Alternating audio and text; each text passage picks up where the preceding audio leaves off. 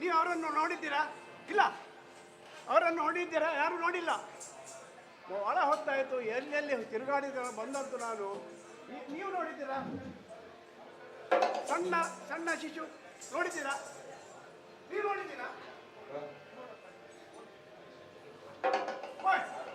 ನನಗೆ ಬಿಡಿಸುತ್ತಿಲ್ಲ. ನೀವು ನೋಡಿದ್ದೀರಾ? ನೀವು ನೋಡಿದ್ದೀರಾ? ಸಂಗತಿ ಅಂತ ಮಾರಾಯ, ಮತ್ತೆ ಮಾತಾಡೋದು ಯಾಕೆ? ಸ್ವಲ್ಪ ಮುಂದೆ ನಾನು ಹೋಗಿದ್ದುಂಟು.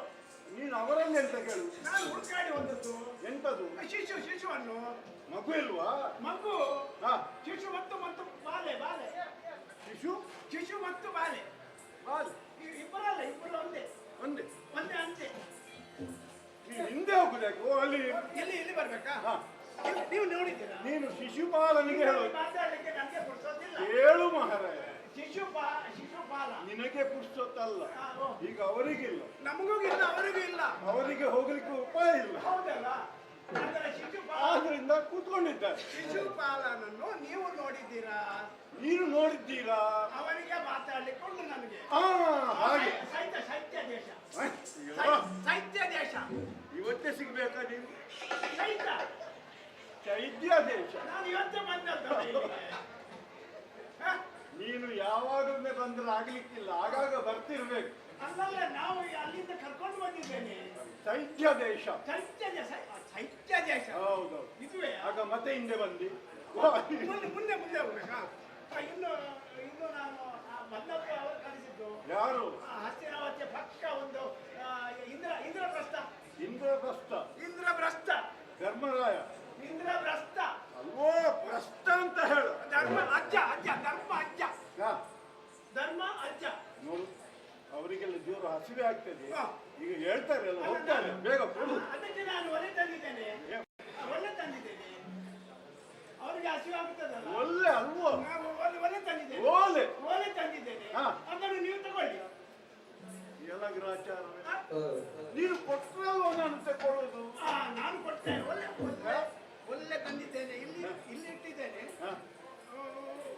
ಇದು ಸಿಕ್ಕಿತು. ನೀವೆಲ್ಲ ಮಹಾರಾಜರು? ಹೌದೌದು, ಬಹಳ ಸಂತೋಷ ಆಯ್ತು. ಊಟ 2 ಜನರ ಊಟ ಮಾಡಿ ಹೋಗುದು. ಆಗ ಅವರು ಮಾಡಿದ್ದು ಮತ್ತು ನಮ್ಗೆ ಅದು ಬೇರೆ ಆಗಬೇಕು. ನಮ್ಗೆ ಬೇರೆ ಉಂಟಲ್ಲ, ವ್ಯವಸ್ಥೆ ಉಂಟು. ಯಾರಲ್ಲಿ ನಮ್ಮ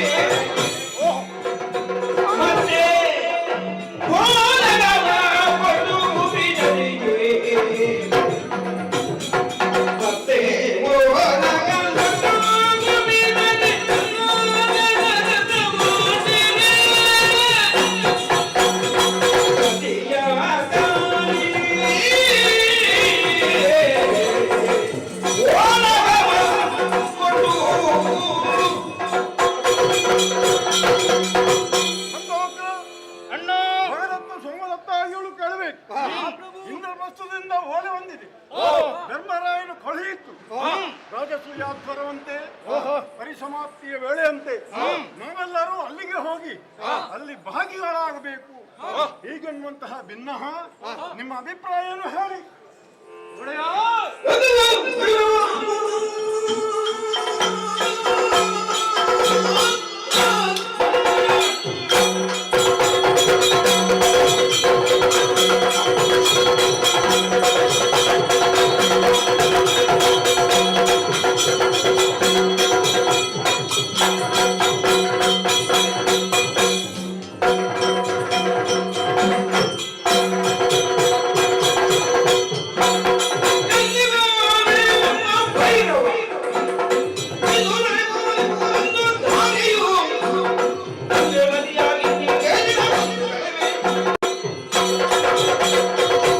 ಶಿಶುಪಾಲ ಮಹಾರಾಜರು ಧರ್ಮರಾಯನ ಓಲೆ ಬಂದಿದೆ. ರಾಜಸೂಯಾಧ್ವರವನ್ನು ನಡೆಯಬೇಕೆ? ನಮ್ಮ ಸಮ್ಮತಿ ಇದೆ, ನಡೆಯೋಣ. ಸರಿ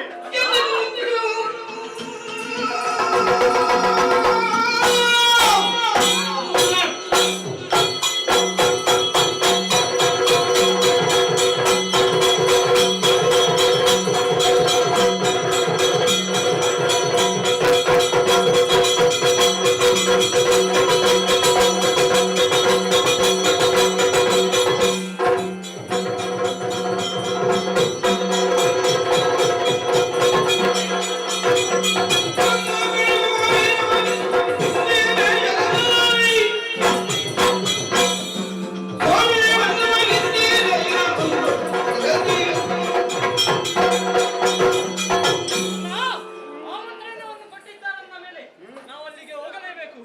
ಆದರೆ ಹೋಗುವಾಗ ಒಂದು ಆಲೋಚನೆ ಮಾಡಬೇಕು. ಅಲ್ಲಿ ಕೃಷ್ಣ ಬಲರಾಮರು ಇದ್ದಾರೆ. ಅದಕ್ಕಾಗಿ ಎಲ್ಲದಕ್ಕೂ ಸಿದ್ಧವಾಗಿಯೇ ನಾವು ಅಲ್ಲಿಗೆ ಹೋಗೋಣ. ಸರಿ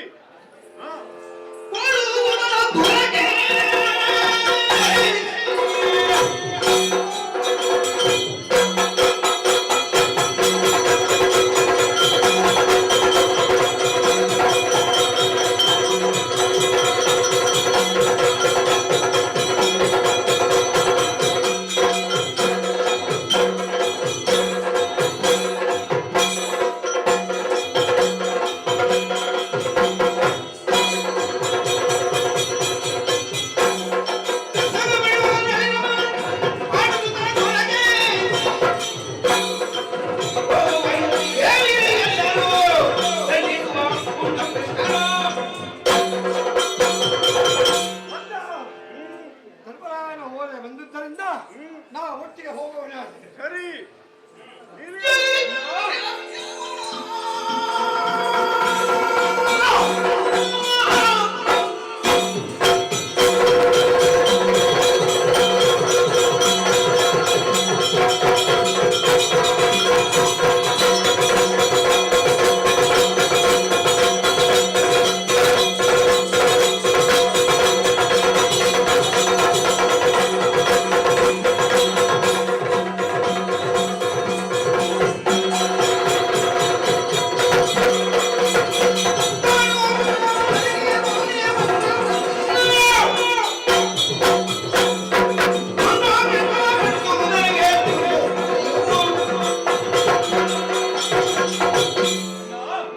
ಯಾವುದೇ ಕಾರ್ಯವಾಗಿರಲಿ ಅದನ್ನು ನಮ್ಮ ಅಭಿಪ್ರಾಯ ಕೇಳದೆ ನೀವು ಮಾಡುವವರಲ್ಲ. ಸರಿ ಇಂದ್ರಪ್ರಸ್ಥಕ್ಕೆ ಹೋಗುವುದಕ್ಕೆ ನಮಗೆ ಆಮಂತ್ರಣವನ್ನು ಬಂದಿದೆಯಾ? ಹೌದು.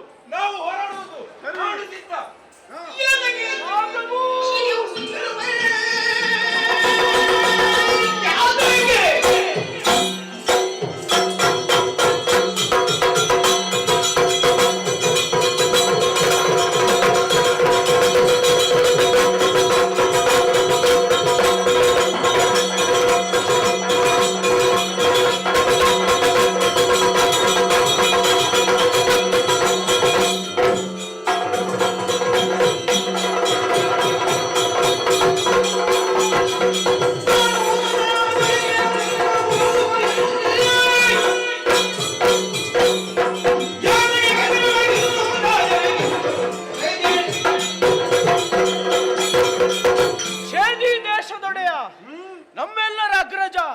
ಶಿಶುಪಾಲ ಮಹಾಪ್ರಭುವಿಗೆ ಭಗದತ್ತ ನಾಮಕ ಶಿರವಾಗಿ ನಮಿಸುತ್ತಿದ್ದೇನೆ. ಸಂತೋಷ. ಪಾಂಡವರು ಕೈಗೊಂಡ ರಾಜಾಸೂಯಾಧ್ವರದ ಪರಿಸಮಾಪ್ತಿಯ ಈ ಪರ್ವಕಾಲದಲ್ಲಿ ನಮ್ಮನ್ನೆಲ್ಲ ಆಹ್ವಾನಿಸಿದ್ದಾರೆ. ನಿಮ್ಮ ಆಣತಿಯಂತೆ ನಾವೆಲ್ಲ ನಡೆಯೋಣ ಅಲ್ಲಿಗೆ. ಈಗಲೇ ಹೊರಡೋಣ.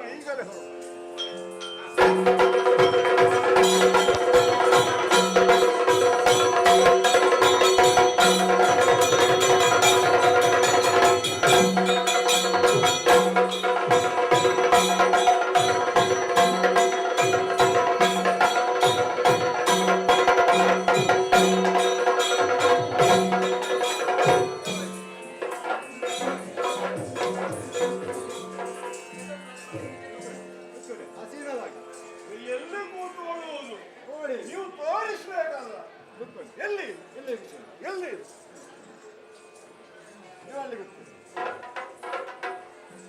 ಎಲ್ಲಿ ಬೇಕಾದ್ರೆ ಕೂತ್ಕೊಳ್ಳಿ, ಎಲ್ಲವೂ ನಮ್ಮಲ್ಲಿ ಕೂತ್ಕೊಳ್ಳಿ. ನೋಡಿಕೊಳ್ಳಿ.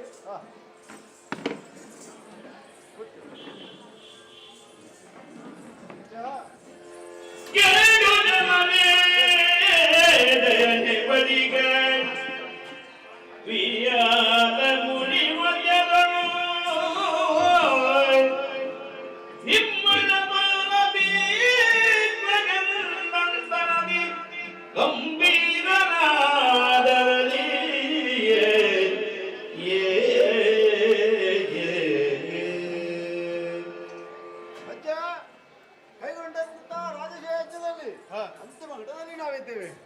ಆದ್ರೆ ಇಲ್ಲಿ ಒಂದು ಧರ್ಮ ಸಂಕಟದಲ್ಲಿ ನಾನಿದ್ದೇನೆ. ಏನದು ಮಗು? ಸೇರಿದವರು ಎಲ್ಲರೂ ಶ್ರೇಷ್ಠರು, ಯೋಗ್ಯವಂತರು. ಆದರೆ ಆ ಅಗ್ರ ಪೂಜೆಯ ಅಗ್ರಸ್ಥಾನದಲ್ಲಿ ಯಾರಿಗೆ ಅಂತ ಕೊಡುವುದು? ನೀವೇ ಉತ್ತರಿಸಿದ್ದೀರಿ ರಾಜ. ಇದಕ್ಕೆ ಚಿಂತೆ ಹೌದಜ್ಜ.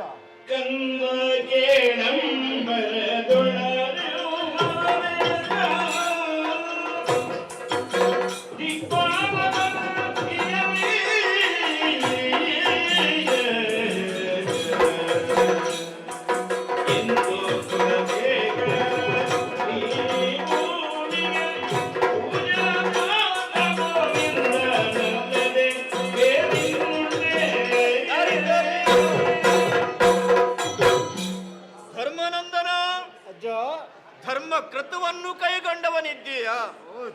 ನಿಮ್ಮ ತಂದೆಗೆ ಸ್ವರ್ಗದಲ್ಲಿ ಸ್ಥಾನ ಸಿಗಲಿಲ್ಲ ಎಂಬುದಕ್ಕಾಗಿ ಅವರಿಗೆ ಸ್ಥಾನವನ್ನು ಲಭ್ಯ ಮಾಡುವುದಕ್ಕೆ ಬೇಕಾಗಿ ರಾಜಸೂಯಾಧ್ವರವನ್ನು ಕೈಗೊಂಡಿದ್ದೀಯ. ಹೌದಜ್ಜ.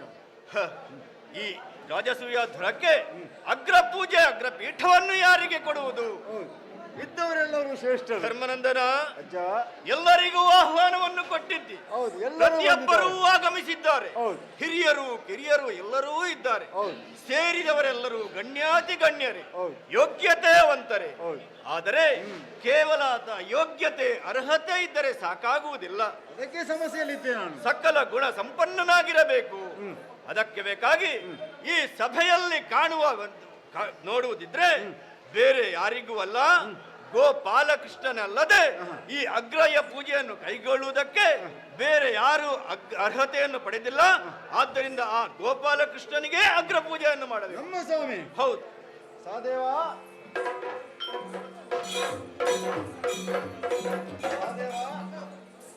ಹೋಗಿ ಕೃಷ್ಣ ಪರಮಾತ್ಮನ ಆಧಾರಿತ ಕರೆದುಕೊಂಡು ಬಂದು ಅವರನ್ನು ಕುಂಡಿಸಿ ಆಕೆಯ ಪೂಜೆಯನ್ನು ಮಾಡಬೇಕು.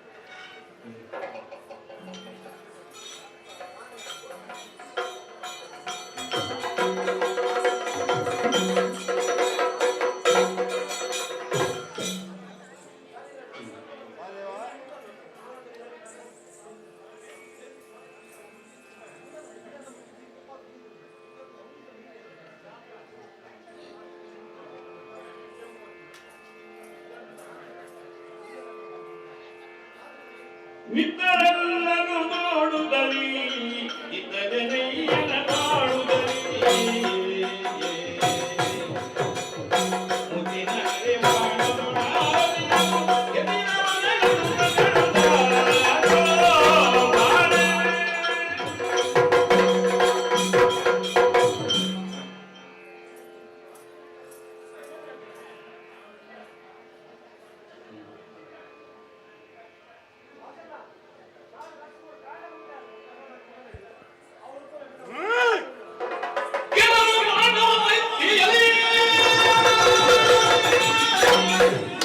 ಕೆಳ ಕೆಳ ಬರುಹಿನರೈ ಕೆಲ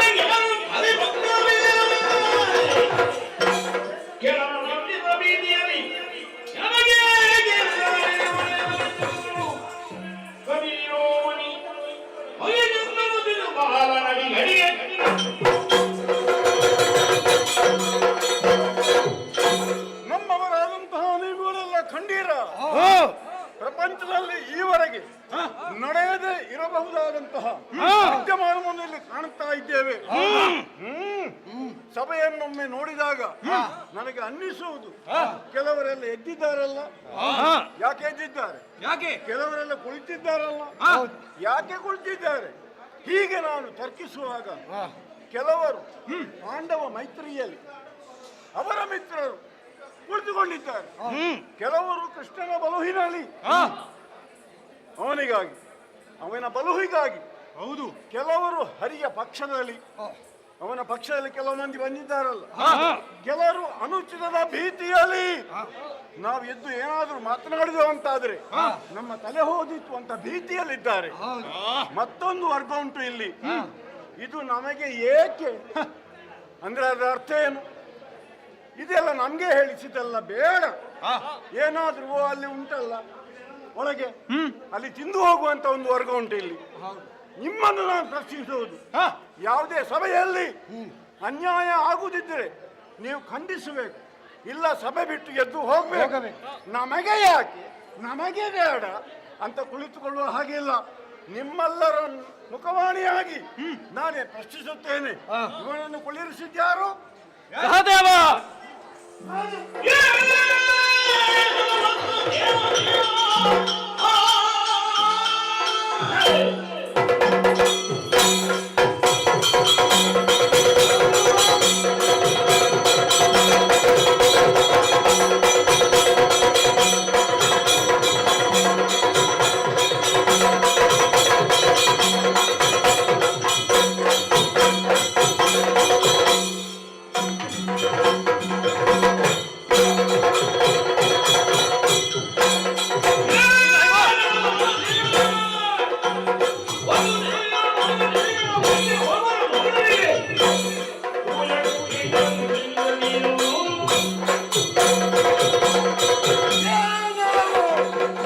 ಸಹದೇವ, ಎಂತಹ ಕೃತ್ಯವನ್ನು ಮಾಡಿಬಿಟ್ಟೆ ನೀನು. ಏಯ್, ಕಾಲಿಡುವ ಪೂರ್ವದಲ್ಲಿ ಕಣ್ಣನ್ನು ಇಡಬೇಕೆನ್ನುವಂತಹ ಗಾದೆ ಮಾತುಂಟು. ನಾ ಮಾಡುವಂತಹ ಕಾರ್ಯ ಯಾವ ಪರಿಣಾಮವನ್ನು ಕೊಡ್ತದೆ ಎನ್ನುವುದು ಪೂರ್ವದಲ್ಲಿ ಆಲೋಚಿಸಬೇಕು. ನೀನು ಸಭೆಯನ್ನೊಮ್ಮೆ ನೋಡಿದ್ಯಾ? ಎಲ್ಲ ಮಹೀಪತಿಗಳು ವಿರಾಜಮಾನರಾಗಿರಬಹುದಂತಹ ಸಭೆ ಇದು. ನೋಡು, ಮುಖ ನೋಡು. ಪ್ರತಿಭೆಯಲ್ಲಿ, ಸಾಮರ್ಥ್ಯದಲ್ಲಿ, ಮತ್ತೆ ಅಧಿಕಾರದಲ್ಲಿ ಒಬ್ಬರಿಗಿಂತ ಒಬ್ಬರು ಮಿಗಿಲಾಗಿ ಮೆರೆಯುತ್ತಾ ಇದ್ದಾರೆ. ಸಾಮಾನ್ಯರಲ್ಲ. ಶಿವನ ಸರಿ ಮಂಚದಲ್ಲಿ, ಸರಸಿಜ ಭವನ ಸಮಗದ್ದುಗೆಯಲ್ಲಿ, ವಾಸವನ ತೊಡೆ ಸೋಂಕಿನಲ್ಲಿ ಪುಳ್ಳಿಹರಿ ಅವನಿ ಪಾಲರು. ವಸುದೆಯ ಮಾನ ನಿಧಿಗಳ ಮುಂದೆ ಏನು ಯೋಗ್ಯತೆಯನ್ನು ಕಂಡೇ ಈ ಗೋಪಿ ಜಾರನಲ್ಲಿ. ಸಹದೇವ, ನೀನು ಅರಿಯದವ.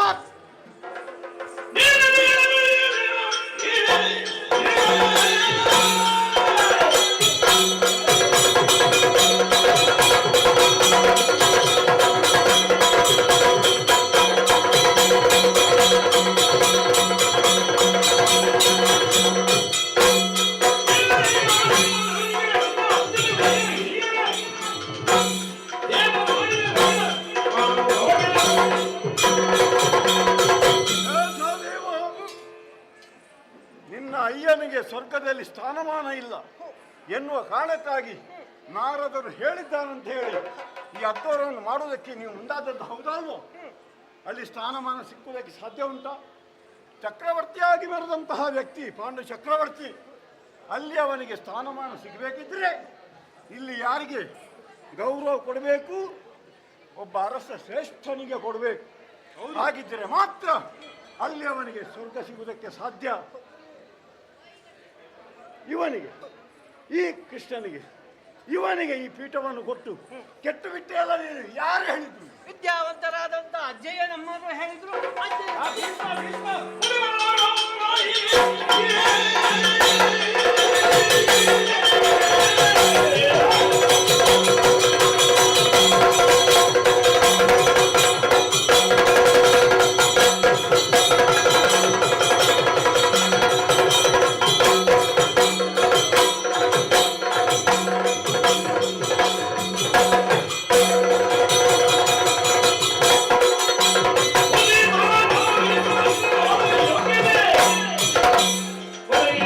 Oh,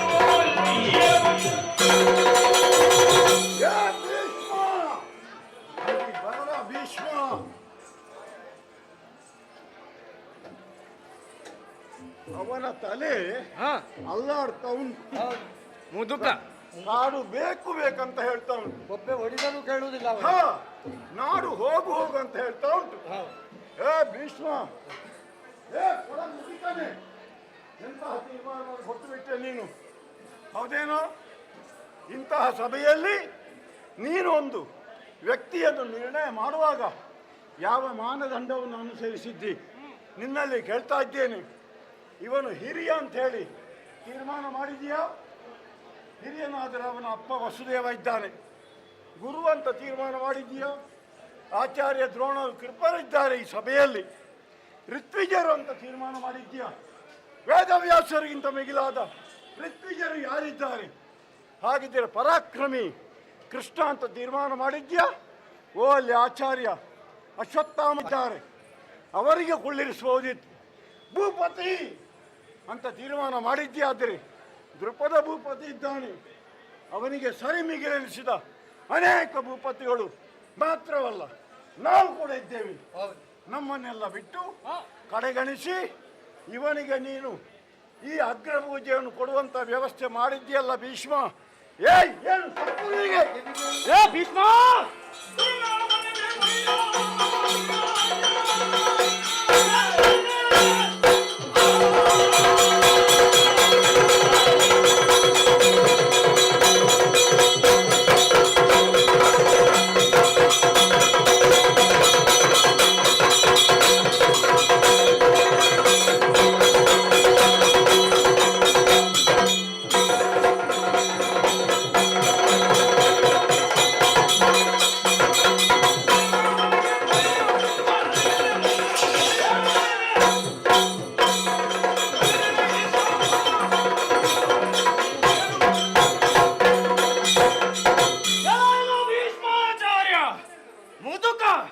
ನೀನು ಸಾಯುವ ಕಾಲ ಹೋಗಿದೆ. ನಿನ್ನ ಜೊತೆಯಲ್ಲಿ ಹುಟ್ಟಿದವರು ಸತ್ತು ಮತ್ತೆ ಜನಿಸಿ ಮತ್ತು ಸತ್ಯ ಆಗಿದೆ. ಆದರೂ ಈ ಮುದುಕ ಸಾಯುವುದಿಲ್ಲವಲ್ಲ. ಎಂತಹ ತೀರ್ಮಾನವನ್ನು ಕೊಟ್ಟೆ? ಕೃಷ್ಣನನ್ನು ಅಗ್ರಪೀಠದಲ್ಲಿ ಕೊಳ್ಳಿರಿಸದಲ್ಲ. ಇದು ತಪ್ಪು ತಪ್ಪು ತಪ್ಪು.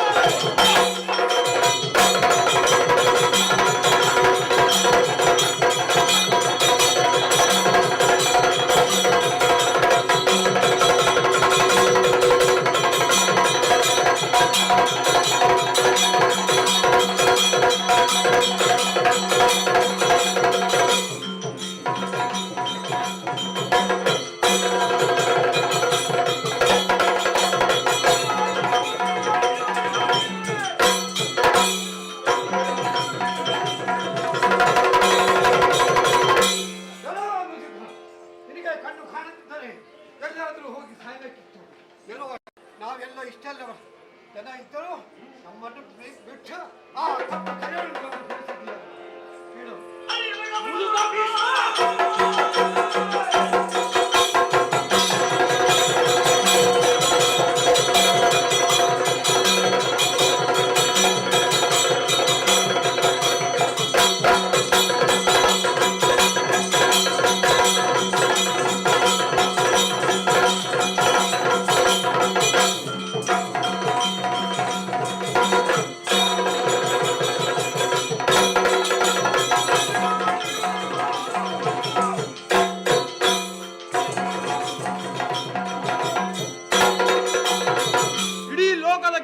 ತಿಳಿದವನು ಈ ಭೀಷ್ಮ ಆ ಅಯೋಗ್ಯನಿಗೆ ಅಗ್ರಪೀಠದ ಸ್ಥಾನವನ್ನು ಕೊಟ್ಟಿದ್ದಾನೆ. ಯಾಕೆ? ನಾವು ಯೋಗ್ಯರಲ್ವಾ? ಇದು ತಪ್ಪು.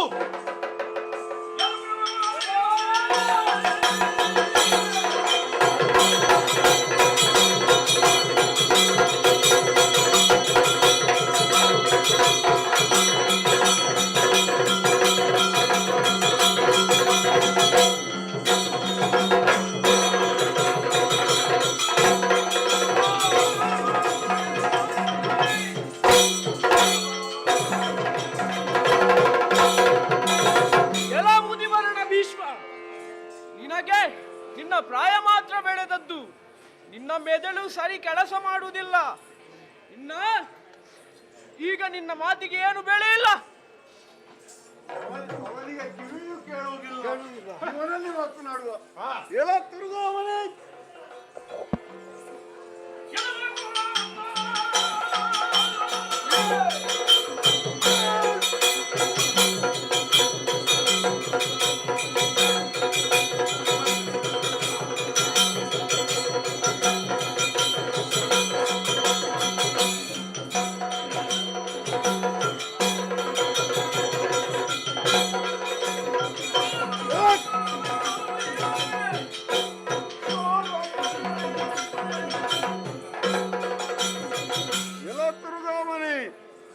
ಇದೇನು ಗೋವುಗಳನ್ನು ಮೇಯಿಸುತ್ತಕ್ಕೆ ಇದ್ದ ಹುಲ್ಲುಗಾವಲ ಇದು? ಇದೇನು ನೀನು ಕೊಳಲು ಊದುವಂತ ಸ್ಥಳವ? ಒಂದು ಸ್ಥಳ ಯಾವುದು, ಇರುವವರು ಯಾರು ಎನ್ನುವ ಬಗ್ಗೆ ಯಾವುದೇ ಪರಿಜ್ಞಾನ ಇಲ್ಲದೆ ಓ ಅವ ತಲೆ ಹಾಳಾದವ ಹೇಳಿದ ನಿನ್ನ ಹೆಸರು ಎದ್ದುಕೊಂಡು ಬರುವುದು ಒಮ್ಮೆಲೆ? ಈಗ ಎಷ್ಟೋ ದಿವಸದಿಂದ ಹೊಟ್ಟೆಗೆ ಇಲ್ಲದಂತ ವ್ಯಕ್ತಿಗೆ ಓ ಅಲ್ಲಿ ಮೃಷ್ಟಾನ್ನ ಭೋಜನ ಅಲ್ಲಿ ಉಂಟು ಅಂತ ಹೇಳಿದ್ರೆ ಓಡಿ ಓಡಿ ಹೋಗುದಿಲ್ವಾ? ಹಾಗೆ ಇವ ಓಡಿಕೊಂಡು ಬಂದು ಅದರಲ್ಲಿ ಕುಳಿತಿದ್ದಾನೆ. ಅದು ಪೀಠ ಬೇರೆ ಯಾರಿಗೂ ಹೋಗಬಾರ್ದು ಅಂತ ಹೇಳಿ. ಏ ಕಳ್ಳ, ನಿನ್ನ ಸಾಧನೆ ಇದು ಸಿಕ್ಕಿದು ಅಂತ ನೀನು ಹೇಳುತ್ತಿದ್ರೆ ಇವರ ಸಾಧನೆ ನಮ್ಗೆ ಗೊತ್ತಿಲ್ವಾ? ಇದು ಏನೇನು ಕದ್ದಿದ್ದಾನೆ ಹೇಳಿ ಹೇಳಿ ಹೇಳಿ.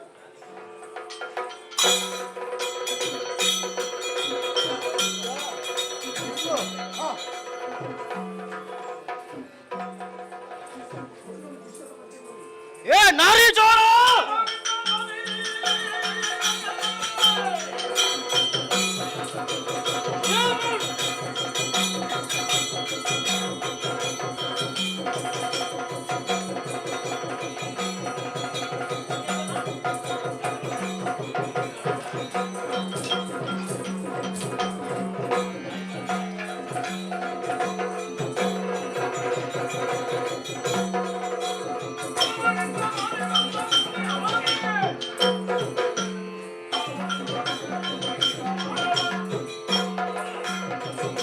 ಕರಿಯ ನಾರಿ ಚೋರ, ಮೊಸರು ಕಳ್ಳ, ಏನು ಇಂತಹ ಅಗ್ರಪೀಠವನ್ನು ಏರುವಂತಹ ಯೋಗ್ಯತೆ ನಿನಗಿದ್ದೆವು?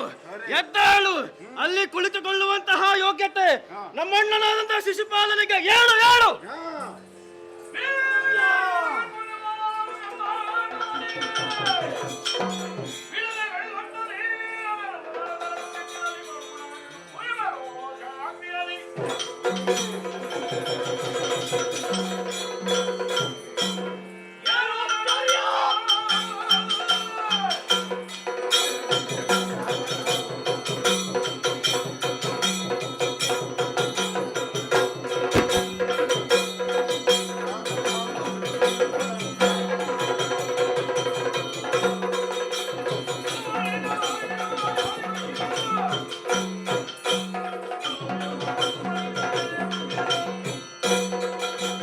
ಶಿಶುಪಾಲಾದಿಗಳೇ, ಶಿರವನ್ನು ಛೇದನ ಮಾಡುತ್ತಾನೆ.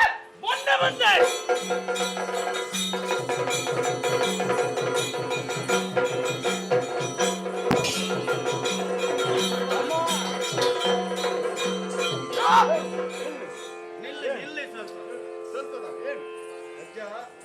ಒಳ್ಳೆ ಉದ್ದೇಶವನ್ನು ಮಾಡಿದಂತ ಯಜ್ಞ.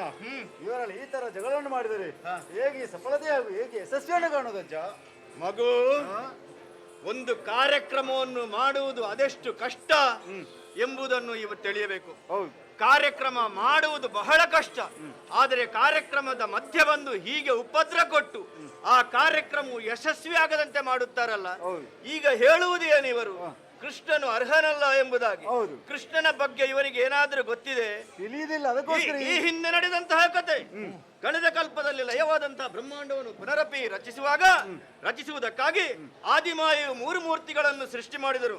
ಅಂತಹ ಮಹಾವಿಷ್ಣುವು ಭೂಮಿಯನ್ನು ಸೃಷ್ಟಿಸುವುದಕ್ಕೆ ಬೇಕಾಗಿ ತನ್ನ ಕಿವಿಯಲ್ಲಿರುವಂತಹ ಕಿಲ್ಪಿಷವನ್ನು ಹೊರಗಿಡಹಿ ಮಧು ಕೈಟಬರೆಂಬಂತಹ ಈರುವರು ದಾನವರನ್ನು ಸೃಷ್ಟಿಸಿದನು. ಆ ದಾನವರನ್ನು ವಧಿಸಿ ಈ ಭೂಮಿಯನ್ನು, ಈ ಮೇದಿನಿಯನ್ನು ಸೃಷ್ಟಿ ಮಾಡಿದ್ದಾನೆ. ಅಂತಹ ಮಹಾ ಮಹಿಮನು ಇವನಾಗಿದ್ದಾನೆ.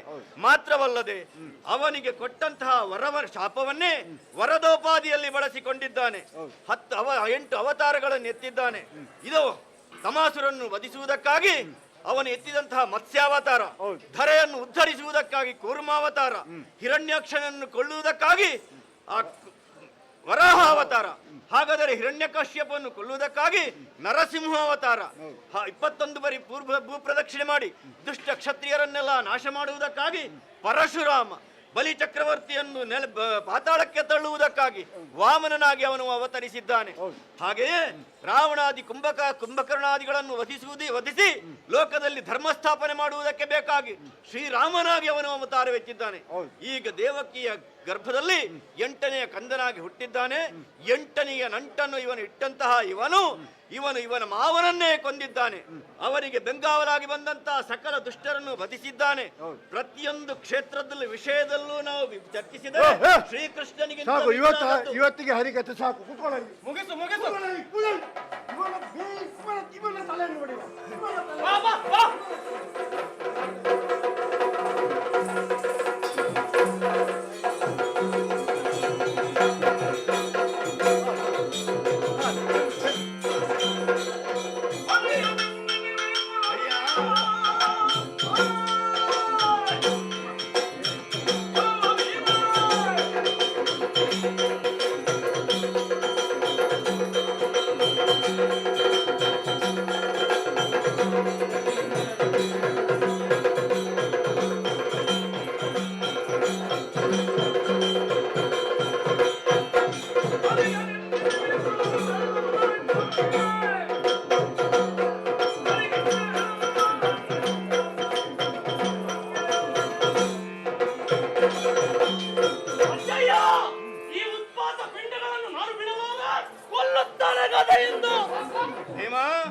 ಇವನನ್ನು ನಾನು ಕೊಲ್ಲುತ್ತೇನೆ ಎಂಬುದಾಗಿ ನೀನು ಮುಂದುವರಿದಿದ್ದೀಯ. ಈ ಸಂದರ್ಭದಲ್ಲಿ ನನ್ನನ್ನೂ ಅವರು ದೂಷಿಸಿದವರಿದ್ದಾರೆ. ಹಾಗೆಂದು ನಾನು ಸೆಟೆದು ನಿಂತೆಂದಾದರೆ ಭೂಮಂಡಲವನ್ನು ಗೆಲ್ಲುವಂತಹ ಸಾಮರ್ಥ್ಯ ನನಗೂ ಉಂಟು. ಆದರೆ ಬರೆದವ ಏನು ಬರೆದಿದ್ದಾನೆ ನಾವು ಅದನ್ನು ಪಾಲಿಸಬೇಕೇ ಬೇಡ. ಇವನನ್ನು ಕೊಲ್ಲುವುದಕ್ಕೆ ಹಾಗಾಗುದಿಲ್ಲ. ಇವರು ಯಾರು ಬಲ್ಲೆಯ? ಇವರ ಹಿಂದೆ ಒಂದು ಕಥೆ ಇದೆ, ವಿಶೇಷವಾದ ಕಥೆ.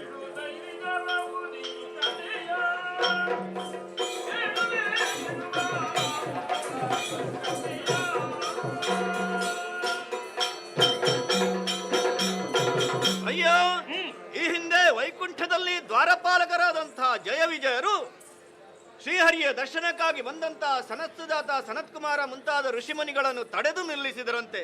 ತಡೆದು ನಿಲ್ಲಿಸಿದಾಗ ಕುಪಿತರಾದಂತಹ ಆ ಋಷಿಮುನಿಗಳು ಜಯ ವಿಜಯರಿಗೆ ಶಾಪವನ್ನು ಕೊಟ್ಟರು.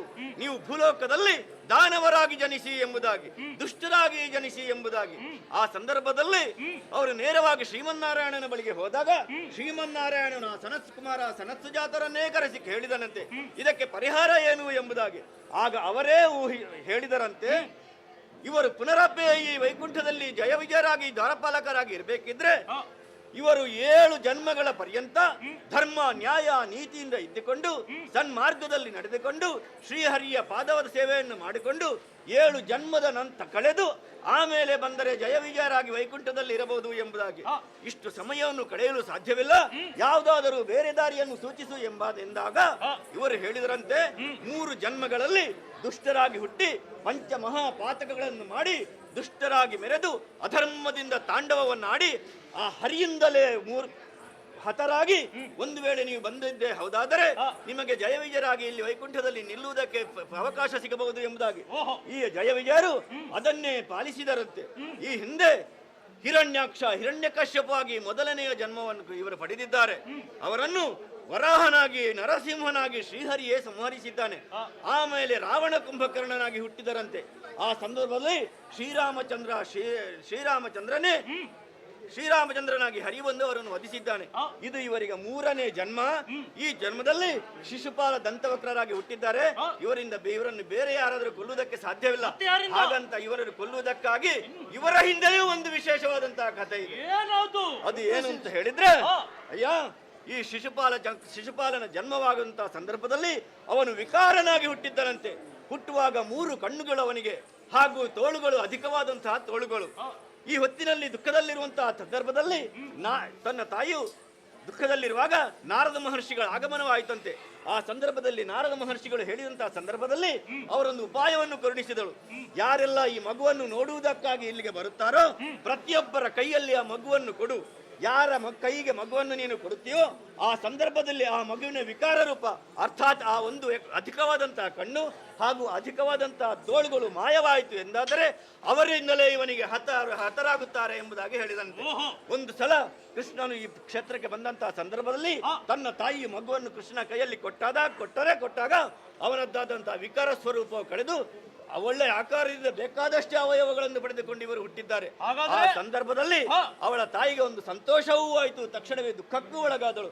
ಹಾಗಾದರೆ ಕೃಷ್ಣನಿಂದಲೇ ನನ್ನ ಮಕ್ಕಳು ಹುಟ್ಟುತ್ತಾರೆ ಎಂಬ ಕಾರಣಕ್ಕಾಗಿ ಇವನಲ್ಲಿ ಬೇಡಿಕೊಂಡರಂತೆ, ನನ್ನ ಮಗನನ್ನು ಕೊಲ್ಲಬಾರದು ಎಂಬುದಾಗಿ. ಆಗ ಕೃಷ್ಣನೇ ಮಾತನ್ನು ಕೊಟ್ಟಿದ್ದಾನಂತೆ, ನಿಮ್ಮ ಮಕ್ಕಳು 100 ಅಪರಾಧಗಳನ್ನು ಮಾಡುವಷ್ಟರವರೆಗೆ ನಾನು ಅವರನ್ನು ಏನೂ ಮಾಡುವುದಿಲ್ಲ. 101ನೇ ತಪ್ಪು ಅವನು ಮಾಡಿದ್ದೇ ಹೌದಾದರೆ ಖಂಡಿತ ಅವರನ್ನು ವಧಿಸುತ್ತೇನೆ ಎಂಬುದಾಗಿ. ಈ ರಾಜಸೂಯಾಧುರವನ್ನು ಮಾಡುವಂತಹ ಸಂದರ್ಭದಲ್ಲಿ ಈ ಯಾಗವನ್ನೇ ಅವನು ಕೆಡಿಸಿದ್ದಾರೆ ಎಂದ ಮೇಲೆ ಇದಕ್ಕಿಂತ ಶತಾಪರಾಧ ಬೇರೆ ಯಾವುದಿಲ್ಲ. ಆದ್ದರಿಂದ ನಾನು ಕೊಲ್ಲುತ್ತೇನೆ, ನೀನು ಕೊಲ್ಲುತ್ತೇನೆ ಎಂಬುದಾಗಿ ಬೇಡ. ನಿನ್ನದಾದಂತ ಊಟ ತಯಾರಾಗಿದೆ, ಅಲ್ಲಿ ಸರತಿ ಸಾಲಿಯಲ್ಲಿ ನಿಂತು ನಿನ್ನದಾದಂತ ಊಟವನ್ನು ನೀನು ಭಂಜಿಸು. ನಾವು ನಮ್ಮಷ್ಟಕ್ಕೆ ಇರುತ್ತೇವೆ, ಅವರನ್ನು ಕೊಲ್ಲುವವರು ಅವರು ನೋಡಿಕೊಳ್ಳುತ್ತಾರೆ. ನಾವು ಮುಂದೆ ಹೋಗಿ ಎಲ್ಲಿಗೆ ಹೋಗ್ತೀನಿ? ನಾವು ಹೋಗುದು, ನೀವು ಬೇಕಾದ್ರೆ ಇಷ್ಟು ಮಾಡಿ. ಹೌದು, ಇನ್ನು ನಾವು ಮಾಡ್ಬೇಕಾ? ನಿನ್ನ ನೀವು ನಾವು ಆರಾಮದಲ್ಲಿ ನನ್ನ ಕೈ ಒಂದು ಹೆಚ್ಚಿನ ಕೈಗಳು, ಕಣ್ಣು ಎಲ್ಲ ಹೋಯ್ತಲ್ಲ ಇವನಿಂದ. ಏ ಕೃಷ್ಣ, ಕೊಲ್ಲುವ ಭಟನು ನೀನು ಹೌದಲ್ಲ? ಹೌದಾ? ಹೇಳು ಹೇಳು.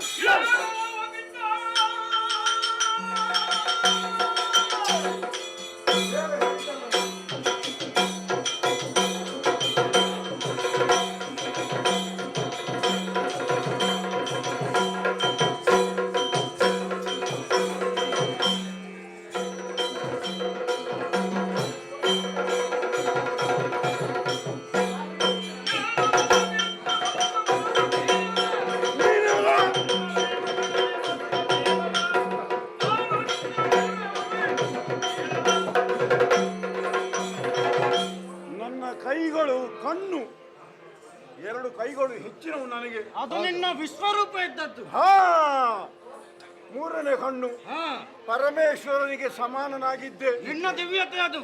ಈ ಪಾಪಿ ಅದನ್ನು ತೆಗೆದು ಬಿಟ್ಟಿದ್ದಾನಲ್ಲ. ಏ ಕೃಷ್ಣ, ನನ್ನನ್ನು ಕೊಲ್ಲುವ ನೀನು ಅದನ್ನು ಲೆಕ್ಕ ಮಾಡ್ತಾ ಇದ್ದೀಯಲ್ಲ. 100 ಆಯ್ತು. ಹೇಳು ಹೇಳು ಹೇಳು.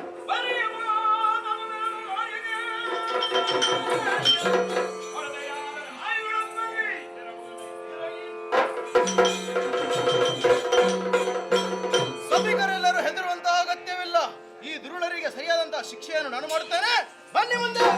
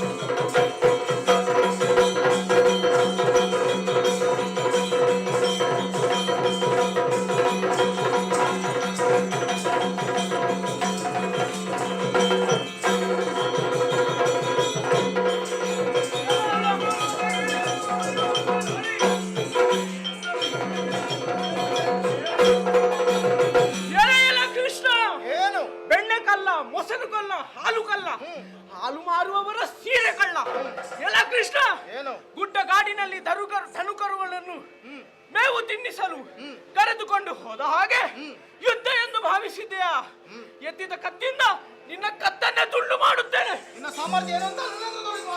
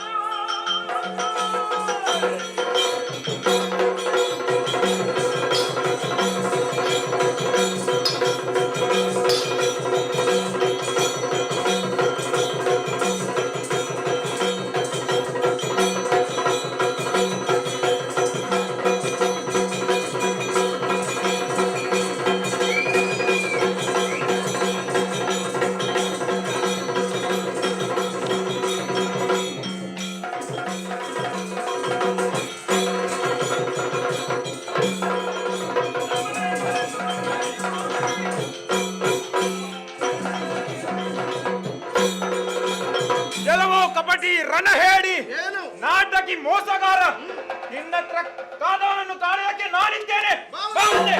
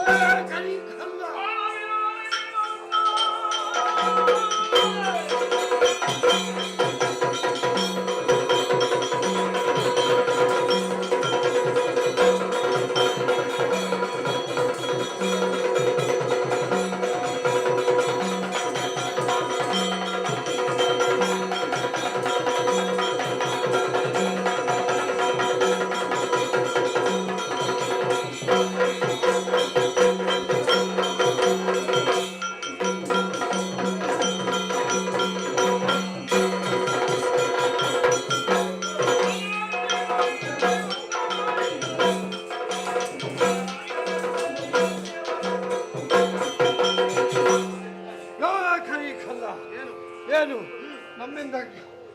ನಮ್ಮಿಂದ ವಿಘ್ನ ಮಾಡಲಿಕ್ಕೆ ಬಂದಿದ್ಯಾ?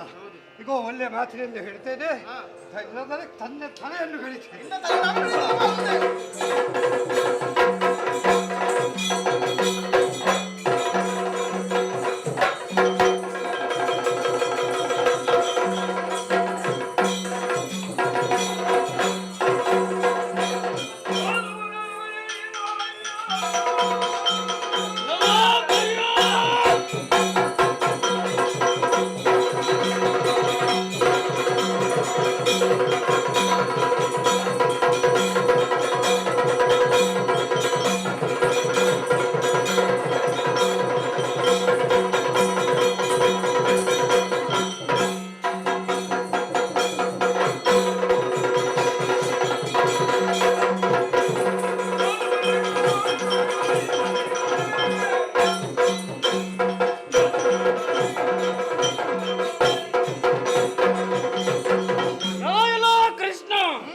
ಅಗ್ರಪೀಠವನ್ನು ಏರಿ ಇಷ್ಟೆಲ್ಲ ಗಲಾಟೆ ಮಾಡಿ ಆಯ್ತಲ್ಲ, ಇದಕ್ಕೆ ಕಾರಣ ನೀನು.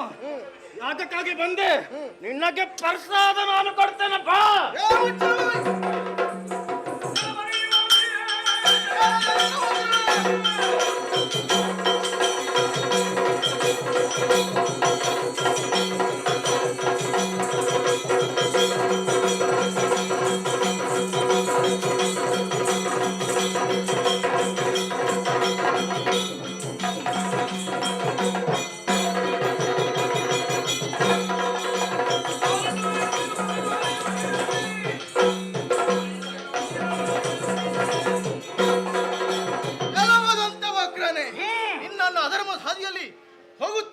ಇದ್ದಾನೆ. ಅವನನ್ನು ಬೆಂಬಲಿಸಿ ನೀನು ಸಹ ಅವನ ಹಾದಿಯನ್ನೇ ಹಿಡಿತಾ ಇದ್ದೀಯ.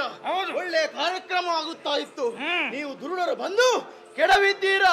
ಎಲ್ಲರೂ ಎದ್ದು ಹೋಗಿದ್ದಾರೆ. ಅದಕ್ಕಾಗಿಯೇ ನಿಮಗೆ ಸರಿಯಾದಂತ ಶಿಕ್ಷೆಯನ್ನು ಕೊಡಲಿಕ್ಕಾಗಿಯೇ ಇಲ್ಲಿಗೆ ಬಂದವನಿದ್ದಾನೆ.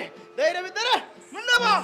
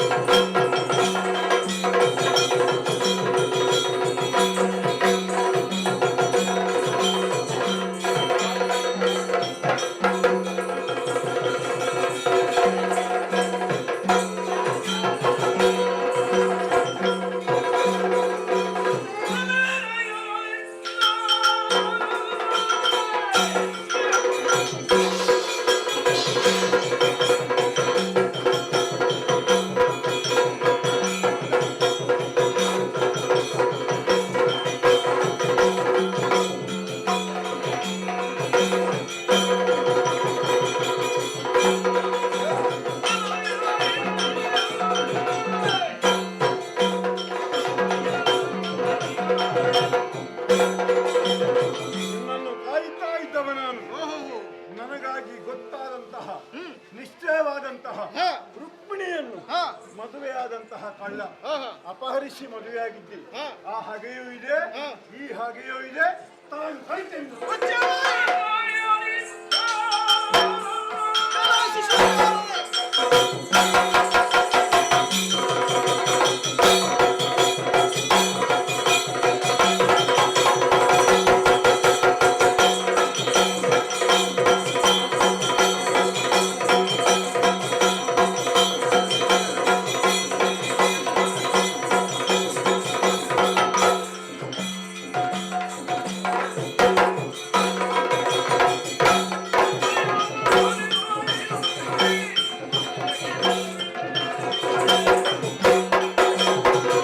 ಶಿಶುಪಾಲನೆ, ನನ್ನ ಮೇಲೆ ಹಗೆತನ ಯಾಕೆ ಅಂತ ಈಗ ಕೇಳಿ ಕಂಡುಕೊಂಡೆ. ಏನು ನಿನಗೆ ನಿಗದಿಪಡಿಸಿದಂತಹ ಹೆಣ್ಣನ್ನು ನಾನು ಮದುವೆಯಾಗಿದ್ದೇನಾ? ನಿಮಗೆ ಬೇರೆ ಹೆಣ್ಣು ಸಿಗುದಿಲ್ವ ಲೋಕದಲ್ಲಿ? ಹಾಗೆ ಅಲ್ಲ, ಹೆಣ್ಣು ಹಣ್ಣು ಮಣ್ಣು ಇದಕ್ಕೆ ಯೋಗ ಬೇಕಂತೆ. ಯೋಗ ಇದ್ದವರಿಗೆ ಮಾತ್ರ ಅದು ಆ ಮೂರು ದಕ್ಕುವುದು. ನನಗೆ ಯೋಗವಿಲ್ಲ. ಹೌದಾ? ಪ್ರೀತಿ ಮಾಡಿ ಮದುವೆ ಆಗಿದ್ದೇನೆ, ಅಷ್ಟು ಮಾತ್ರವಲ್ಲ, ಇನ್ನೊಂದು ತಪ್ಪು ಇದೆ. ಏನಂದ್ರೆ ನಿನ್ನ ತಾಯಿಗೆ ಒಂದು ಮಾತನ್ನು ಕೊಟ್ಟಿದ್ದೇನೆ. ನೀನು 100 ತಪ್ಪು ಮಾಡುವವರೆಗೂ ನಾನು ಕ್ಷಮಿಸುತ್ತೇನೆ. ಶತಕ ದಾಟಿದರೆ ಅವನನ್ನು ನಾನೇ ವಧಿಸುತ್ತೇನೆ ಎಂಬುದಾಗಿ. ನಿನಗೆ 100 ಸಾಕ? 100 ಸಾಕಲ್ಲ, 100ಕ್ಕಿಂತ ಜಾಸ್ತಿ.